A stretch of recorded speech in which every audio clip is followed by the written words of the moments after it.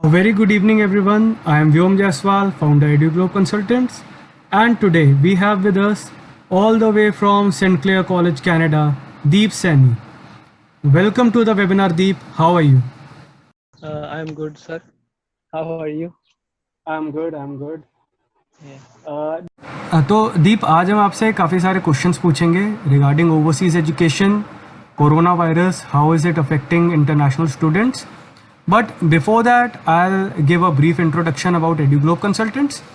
EduGlobe is an overseas education consultancy based out of New Delhi, India, and we have our branches in various states like Uttar Pradesh, West Bengal, Punjab, and Kerala, and we are expanding. Also, we are one of the very few consultants in India who does consultancy for both medical and non-medical courses. So, for example, we send students to countries like USA, UK, Canada, Australia, New Zealand, and other European countries for courses like BBA, BTech, BCA, BE, other graduate courses, and MBA, MS, Masters of Automation, AIML, and other master courses. And also, we send students to countries like Ukraine, Russia, Kyrgyzstan, Philippines for MBBS course. So this was about us. And अब हम बात करेंगे आज के अपने guest दीप सैनी से, and we'll try to get as much answers from him as we can. So दीप, हम आपसे स्टार्ट करते हैं with a very basic question कि आप कहाँ से बिलोंग करते हैं, इंडिया में आप किधर से हैं एग्जैक्टली, एंड कनाडा जाने से पहले आप क्या करते थे? I belong to Punjab and वहाँ पे गांव है मेरा धर्मकोट। तो मेरी स्कूलिंग मेरे गांव में ही हुई है। +2 तक मैं अपने गांव के स्कूल में ही पढ़ा हूँ। उसके बाद मैं चंडीगढ़ आ गया था अपनी ग्रेजुएशन के लिए, जहाँ से मैंने जी हिमगिरी यूनिवर्सिटी से अपनी ग्रेजुएशन कंप्लीट करी इन animation and VFX stream. Okay. तो 2016 में मेरी एजुकेशन जो है कंप्लीट हो गई थी और उसके बाद जो है मैंने ये कनाडा आने के लिए डिसाइड किया था।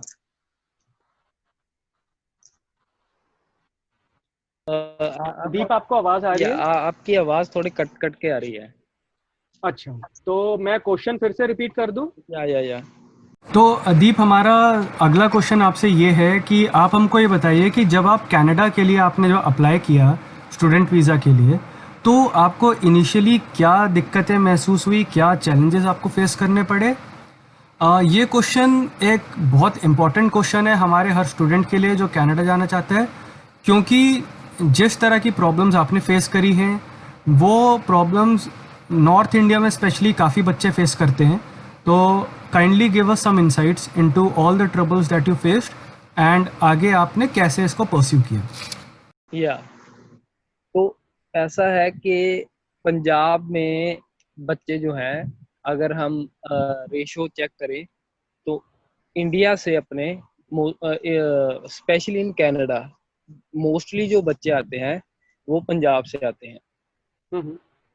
तो और दूसरा ये चक्कर है कि पंजाब में जो कंसल्टेंट हैं उनकी गिनती बहुत ज़्यादा हो गई है। आपको हर गली में, हर बाजार में, हर एक दुकान छोड़ के कंसल्टेंट मिल जाएगा। तो उसमें क्या होता है कि जब बंदा नया नया किसी के दिमाग में ये चीज़ आती है कि यार मैंने ऐसा कुछ करना है, तो वो क्या होता है कि बंदा कंफ्यूज हो जाता है थोड़ा कि अभी जाना किसके पास है, किससे बात करनी है, कौन, who is the right person, right. तो वहाँ पे क्या होता है कि वो बैठे हैं पैसा बनाने के लिए सब। तो वो आपको बहुत सारी चीज़ें हैं जो पहले बताते नहीं हैं। जैसे? तो जैसे आप जाते हो, आपका कुछ भी, आपका फाइल में कुछ भी कमी है, वो स्टिल बोलेंगे कि नहीं आपका काम हो जाएगा। ओके, उसके बाद वो क्या करेंगे, आपको किसी बेकार से कॉलेज में कहीं तो वो एडमिशन करवा देंगे। तो वहाँ जाके बच्चे को क्या प्रॉब्लम आती है कि फर्स्ट ऑफ ऑल तो जिस एरिया में वो रहता है वहाँ पे उसको काम नहीं मिलता, जो बंदे का एक कह लो अच्छा। जो सबसे ज़रूरी चीज़ होती है जिसके लिए बंदा यहाँ पे आता है, ठीक है। दूसरा कि जब उसकी स्टडी कंप्लीट हो जाती है, बहुत सारे कॉलेजेस ऐसे होते हैं जो वर्क परमिट नहीं देते। हाँ। तो बच्चे क्या होता है कि वो आते हैं बहुत सारा पैसा लगा के यहाँ पे और स्टडी करते हैं, लेकिन उसके बाद उनको यहाँ काम करने के लिए after their studies they don't get work visa. तो जो उनका पैसा है जो उन्होंने स्टडी करी यहाँ पे वो वेस्ट हो जाती है। तो ऐसी चीज़ें होती हैं। और कई बार आपको बताया कुछ जाता है कि आपका आपका जो खर्चा होगा वो इतना होगा। हम कई बार पैसे एडवांस ले लिए जाते हैं बच्चों से, तो और बाद में उनका वीज़ा नहीं आता है। तो ऐसी बहुत सारी चीज़ें वहाँ पे चल रही हैं। तो इन सब चीज़ों से बचने की, इन सब चीज़ों का ध्यान रखने की बहुत ज़रूरत है कि आप अपनी फाइल कहाँ से लगवा रहे हो और आपका कंसल्टेंट कौन है। Okay, right, interesting. एंड दीप, उसके बाद अब आप ये बताइए कि आप उसके बाद हमसे एडुग्लो कंसल्टेंट से कैसे मिले, एंड आप कौन से कॉलेज में आप पढ़ रहे हैं, एंड आप किस कोर्स में हैं वहाँ पे? एडू ग्लोब कंसल्टेंट से मैं मिला था मेरे बड़े भाई के थ्रू। मेरे कज़न है, मेरे बुआ जी के बेटे, जो वे उन भाई के अच्छे दोस्त हैं। तो मेरे भाई ने मुझे रेकमेंड किया था कि क्योंकि मैं पंजाब में बहुत धक्के खा चुका था, जो चीज़ें मैं बता रहा हूँ वो चीज़ें मैं खुद देख चुका था। 2-3 लोगों के पास मैं गया था जिन्होंने मेरा ऑफर लेटर अप्लाई किया था, और उसके बाद वहाँ पे कुछ भी बना नहीं। मेरे को उन्होंने महीनों तक वेट करवाया। तो उसके बाद मेरे को भाई का फ़ोन आया था कि ऐसे करके मेरे फ्रेंड हैं जो कंसल्टेंट हैं, तो you should talk to him. And then I call Vyom भाई।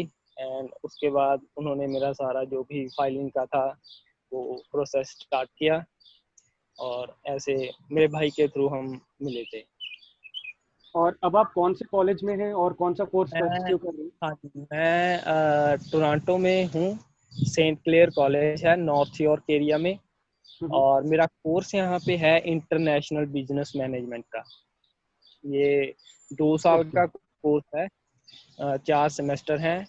हर सेमेस्टर अबाउट 3 to 4 मंथ्स का होता है, और वीक में 3 दिन मेरी क्लास होती है, और बाकी के 4 दिन मैं फ्री होता हूँ। तो आप टोरंटो में एग्जैक्टली कहाँ रहते हैं? मैं एक्चुअली ब्रैम्पटन में रहता हूँ, हम्म, और कॉलेज मेरा टोरंटो में है। But if any other students who are willing to come, if they get admission in Toronto, तो मैं रेकमेंड करूँगा कि वो टोरंटो में ही घर लें। क्योंकि मेरा सीन ऐसा था कि जब मैं यहाँ पे आया था, मेरे फ्रेंड्स यहाँ पे ऑलरेडी थे, और वो सबके उन सबके पास कार थी। हम्म, तो मैं जब से यहाँ पे आया हूँ तो मैं बस से ट्रैवल मैंने बहुत कम किया है, क्योंकि जब अभी तो क्लासेस जो हैं वो ऑनलाइन चल रही हैं, लेकिन जब कॉलेज चल रहा था मेरा फर्स्ट 2 सेमेस्टर, तो वो सुबह मुझे कॉलेज छोड़ के आते थे, और उधर से मैं बस लेके आता था हाफ डे, और हाफ डे वो मुझे पिक कर लेते थे। लेकिन बस में ब्रैम्पटन से टोरंटो जाना है तो 3.25 घंटे लगते हैं। सो बहुत आपको तो जो है टाइम वेस्ट आप हो सकता है आपका। तो आप हॉस्टल में रहते हैं वहाँ पे या पीजी में रहते हैं? मैं हेलो। एक्चुअली घर की एक बेसमेंट में रहता हूँ। हाँ जी। मेरे साथ हम्म, चार चार लड़के और रहते हैं, हम सब फ्रेंड्स। 2 लड़के मुझे इंडिया से ही जानते हैं, मेरे पुराने फ्रेंड्स हैं, और 2 यहाँ पे मिले हैं। हम चारों लोग घर की बेसमेंट में रहते हैं। हाँ जी। अच्छा, आप ये बताइए कि आपका रेंट, आपका खाने पीने का जो कॉस्ट होती है, आपकी ट्रांसपोर्टेशन जो कॉस्ट होती है, तो ये सब मंथली आपके एक्सपेंसेस क्या पड़ते हैं इन सारी चीज़ों को मिला के? टोटल मंथली एक्सपेंसेस आपके क्या पड़ते हैं?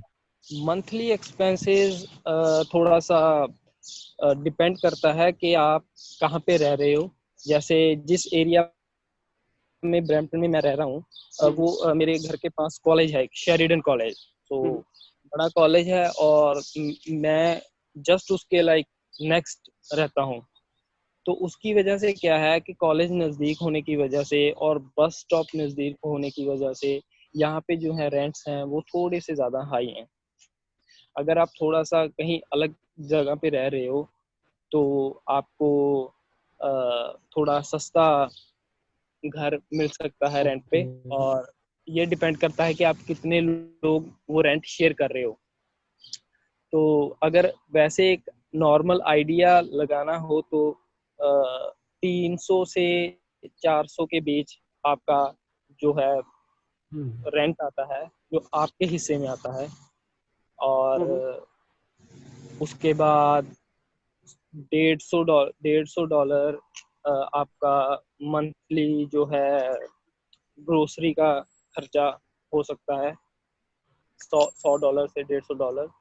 और उसके बाद आपका जो कम्युनिकेशन का जो खर्चा है वो यहाँ पे हिसाब ऐसा है कि अगर आप एक बारी बस में ट्रैवल करने के लिए चढ़ते हो तो आप एक बारी पे करते हो तो आप 2 घंटे के लिए ट्रैवल कर सकते हो। अगर आप 2 घंटे के बीच में कहीं पे उतर के अपना काम करके दोबारा बस में चढ़ते हो तो you will not have to pay again.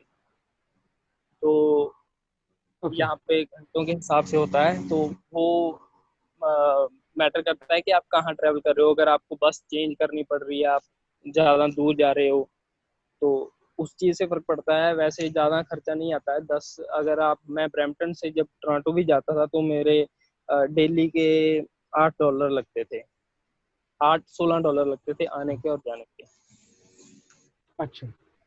हाँ जी। तो और वही बेसिकली 600 से $700 का जो खर्चा है वो आपका होता है मंथली। आपका अच्छा। रहना, आपका खाना और आपका ट्रैवलिंग। और आपके वहाँ पे वेदर कैसा रहता है? अब आपको काफ़ी टाइम हो गया कनाडा में। Weather is beautiful but unpredictable. तो आपका या आप कुछ भी बहुत ज़्यादा प्लान नहीं कर सकते यहाँ पे। हम्म। तो कभी भी बारिश होती है, कभी भी गर्मी हो जाती है, लेकिन ओवरऑल जो माहौल है, जो इन्वायरमेंट है यहाँ का, वो like one of the best है इन द वर्ल्ड। तो अच्छा। हाँ, सर्दियों में सबको पता है बहुत ज़्यादा स्नो होती है, तो वो जो है वो दिक्कत उसकी आनी ही आनी है, उसका कोई सल्यूशन नहीं है। हम्म। लेकिन बाकी अदरवाइज बहुत सही है सब कुछ। और आपका डेली शेड्यूल क्या रहता है? मेरा डेली शेड्यूल अभी के लिए है कि मैं एक डिलीवरी कंपनी में काम कर रहा हूँ, फेडेक्स। हम्म। तो 3 दिन, मंडे, ट्यूसडे और वेडनेसडे मेरा कॉलेज होता है। मेरी क्लासेस चलती हैं ऑनलाइन। हम्म। सुबह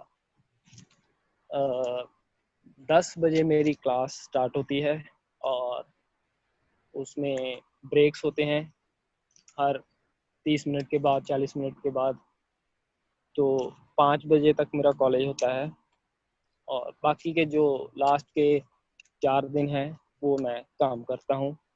सुबह 9 बजे मैं निकलता हूँ काम के लिए, और शाम को 5 या 6 बजे तक मैं वापस आ जाता हूँ।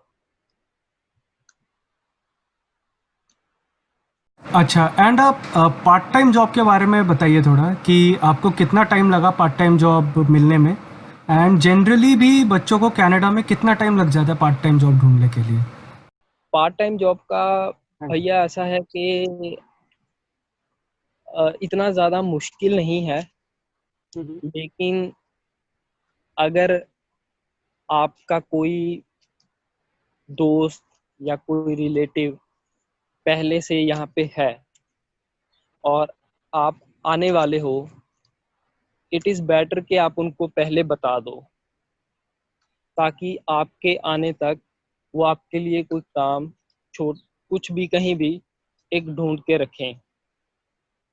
तो ये एक बेटर तरीका है, क्योंकि जब आप यहाँ पे आते हो, पहले अच्छा। आपको कुछ चीज़ें समझ नहीं आती हैं, तो हम्म। अगर आपकी यहाँ पे कोई हेल्प करने वाला है तो आप उनसे बात कर सकते हो एडवांस में। अगर नहीं भी है, अगर आप आते भी हो, तो एटलीस्ट अपने आप को 1 महीना दे के चलो कि आपको 1 से 1.5 महीना लग सकता है जॉब ढूंढने में, क्योंकि जब आप यहाँ आते हो, पहले 10 से 15 दिन तो खुद की सेटिंग करने में लग जाते हैं कि आप अ, अपनी सेटिंग करते हो, आपको बैंक के काम होते हैं, अपना अकाउंट ओपन करना होता है, जीआईसी वगैरह का करना होता है, और बंदा आता है तो उसके घूमने का दिल होता है कि यार मैंने इधर जाना है उधर जाना है। तो पहले 10-15 दिन वो निकल जाते हैं, 2 दिन तो बंदे को थकावट में ही निकल जाते हैं नाइट की। तो लेकिन ऐसा है कि इतना मुश्किल नहीं है, 1-1.5 महीने तक सब कुछ नॉर्मल हो जाता है, आपको चीज़ें पता लगने लग जाती हैं कि कहाँ जाना है, किधर जाना है, किससे बात करनी है, कहाँ से काम मिल सकता है। तो 1.5 महीने में आप आराम से ढूंढ सकते हो कोई जॉब। क्योंकि अच्छा। मेरा ऐसा था कि जब मैं आया था तो मेरे अंकल रहते थे यहाँ पे, और हम्म। जब मैं यहाँ पे आया था तो उनके जो बेटे हैं, उनके क्लासमेट थे, वो खुद का उनका काम था कुछ यहाँ पे, तो उन्होंने मुझे आते ही उनके पास काम पे रखवा दिया था। तो मुझे पर्सनली तो मुझे कोई दिक्कत नहीं हुई, लेकिन और बच्चे हैं जो मेरी क्लास में आए थे, वो सब 1-1.5 महीने में सब कहीं ना कहीं सेट हो गए थे। बहुत सारी चीज़ें हैं यहाँ पे, कॉफ़ी शॉप हैं, रेस्टोरेंट्स हैं, बड़े शॉपिंग मॉल हैं, ग्रोसरी स्टोर्स हैं, जहाँ पे स्टूडेंट्स को, बच्चों को काम मिल जाता है। अब हम आते हैं one of the most important topic पे आजकल के, कि वहाँ पे आप ये बताइए कोरोना का क्या स्टेटस है, वहाँ पे लाइफ कैसे अफेक्ट हुई है कनाडा में, एंड स्पेशली बच्चे ये जानना चाहेंगे सारे कि स्टूडेंट लाइफ वहाँ पे कैसे अफेक्ट हुई है, कोरोना का इस टाइम एग्जैक्टली क्या स्टेटस है, आप बताइए। कोरोना से भाई सबकी लाइफ इफेक्ट हुई है। ऐसा नहीं है कि सिर्फ स्टूडेंट्स की लाइफ हुई है या सिर्फ बिजनेस ठप हुए हैं, सब कुछ रुक गया है, दिक्कत आ रही है, इसमें कोई डाउट नहीं है। लेकिन चीज़ें बेटर हो रही हैं धीरे धीरे, और लॉकडाउन जो यहाँ पे है वो ऑलमोस्ट आप कह सकते हो कि हटा दिया गया है। आने जाने में कोई बैन नहीं है, आप कहीं भी आ जा सकते हो। ग्रोसरी स्टोर्स, जो ज़रूरी सामान जहाँ से कोई कुछ भी मिलता है खाने का या कुछ भी, वो सब ओपन है। रेस्टोरेंट्स में आप डाइन इन नहीं कर सकते हैं, लेकिन आप खाना ऑनलाइन ऑर्डर कर सकते हैं, आप टेक आउट कर सकते हैं वहाँ से जाके। तो यहाँ पे क्योंकि बहुत सारी चीज़ें हैं जिनमें ड्राइव थ्रू का ऑप्शन होता है, तो बैंक में भी यहाँ तक ड्राइव थ्रू का ऑप्शन होता है, तो आपको अंदर नहीं जाना पड़ता। तो ये जो चीज़ें हैं, जो यहाँ पे फैसिलिटीज़ हैं, उन्होंने बहुत सपोर्ट किया है यहाँ पे कोरोना की जो भी सिचुएशन थी उससे लाइक बचने के लिए। तो अच्छा। अभी जो है, जो लास्ट मैंने यहाँ पे देखा था न्यूज़ में, मे बी एक दिन में 10 या 15 जो नए केस हैं वो आए थे, और उनमें से भी लाइक सिर्फ एक जो थी वो डेथ हुई थी, बाकी सब जो हैं वो ठीक हो गए थे। तो मुझे नहीं लगता कि अभी वो इतना वो रह गया है यहाँ पे, ऑलमोस्ट ख़त्म है। धीरे धीरे फैक्ट्रीज ओपन हो रही हैं, धीरे धीरे बिजनेसेस ओपन हो रहे हैं। May be in next session सितंबर में कॉलेजेस भी ओपन हो जाएंगे। तो यहाँ पे इतना ज़्यादा वो नहीं है, अभी सब कुछ नॉर्मल हो रहा है। तो दीप, अगर कॉलेजेस ओपन होते भी हैं एंड आप ये मान लीजिए अगर Indian government, Canadian government flights चला देती हैं, फ़्लाइट्स भी ओपन कर देती हैं, तो आप क्योंकि वहाँ पे बैठे हैं, आप फर्स्ट हैंड एक्सपीरियंस ले रहे हैं, आप क्या कहना चाहेंगे बच्चों को कि ऐसा अगर होता है तो भी स्टूडेंट्स को सितंबर में आना चाहिए कनाडा, या they should wait for the Jan intake? आप क्या, आपकी इस पे पर्सनल ओपिनियन क्या है आपका?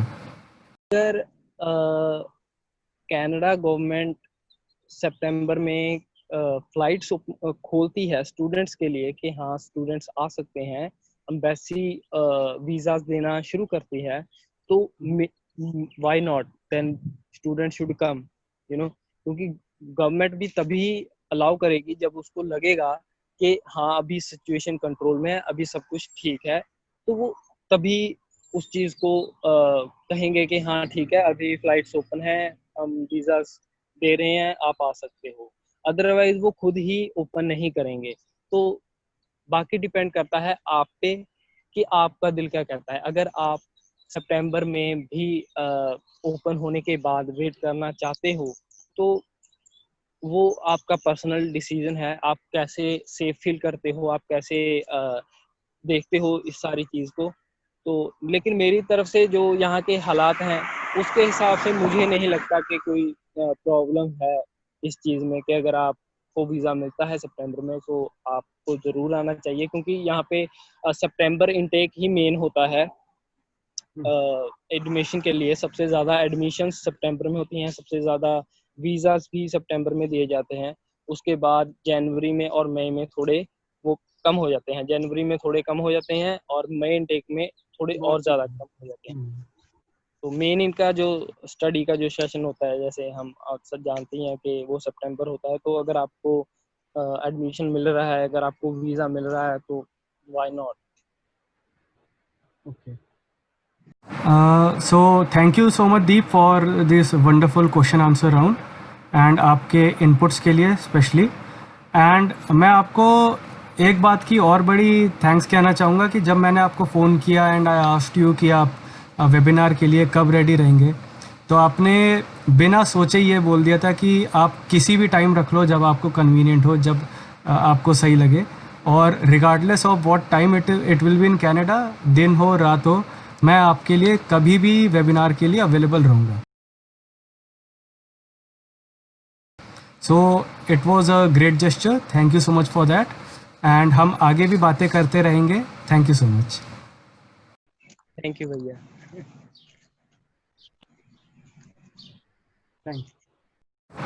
सो thank you everyone for watching this video.